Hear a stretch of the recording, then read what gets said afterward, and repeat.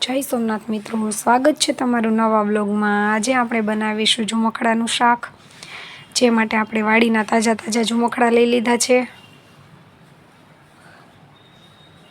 આ શાકભાજી ચોમાસા દરમિયાન જ જોવા મળે છે। આપણે ઝુમખડાની છાલ ઉતારી લીધી છે, તેને ઝીણા ઝીણા સુધારી લઈશું।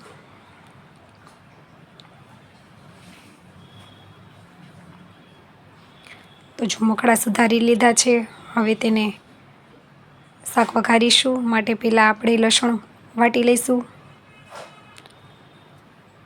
લસણ વટાઈ ગયું છે, હવે તપેલીમાં તેલ મૂકીશું। જો મિત્રો હજી સુધી મારી ચેનલને સબસ્ક્રાઈબ ન કરી હોય તો સબસ્ક્રાઈબ કરી લેજો અને બાજુમાં રહેલા બેલ આઇકોનને દબાવજો, જેથી રોજ નવી નવી રેસીપીના વિડીયો તમારા સુધી પહોંચતા રહે। તેલ આવી જાય પછી તેમાં જીરું ઉમેરીશું, ત્યારબાદ સુધારેલા ઝુમખડા ઉમેરીશું।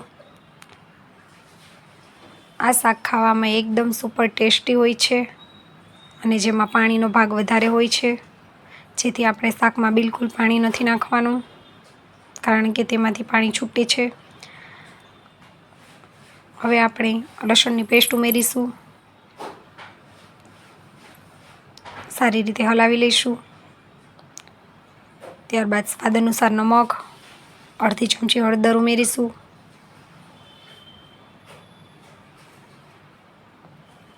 સારી રીતે બધું મિક્સ કરી લઈશું। તો શાકમાંથી પાણી છૂટું થઈ ગયું છે અને થોડું પાણી બળી પણ ગયું છે, તો હવે તેમાં લાલ મરચું પાવડર ઉમેરીશું।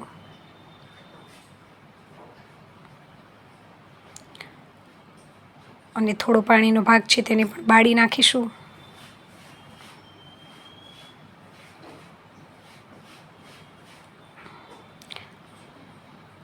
તો શાક તૈયાર થઈ ગયું છે, તેમાંથી તેલ પણ છૂટું પડી ગયું છે, તો હવે આપણે તેમાં ધાણા જીરું ઉમેરીશું।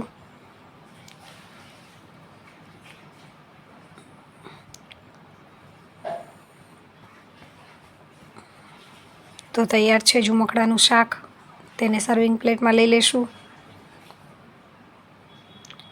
તો મિત્રો આજની રેસીપી તમને કેવી લાગી તે કોમેન્ટ કરીને જણાવજો, અને તમારે ત્યાં આવા ઝુમખડા થાય છે કે નહીં તે પણ કોમેન્ટ કરીને જણાવજો। મળશું નવી રેસીપી સાથે, આવજો। જય સોમનાથ।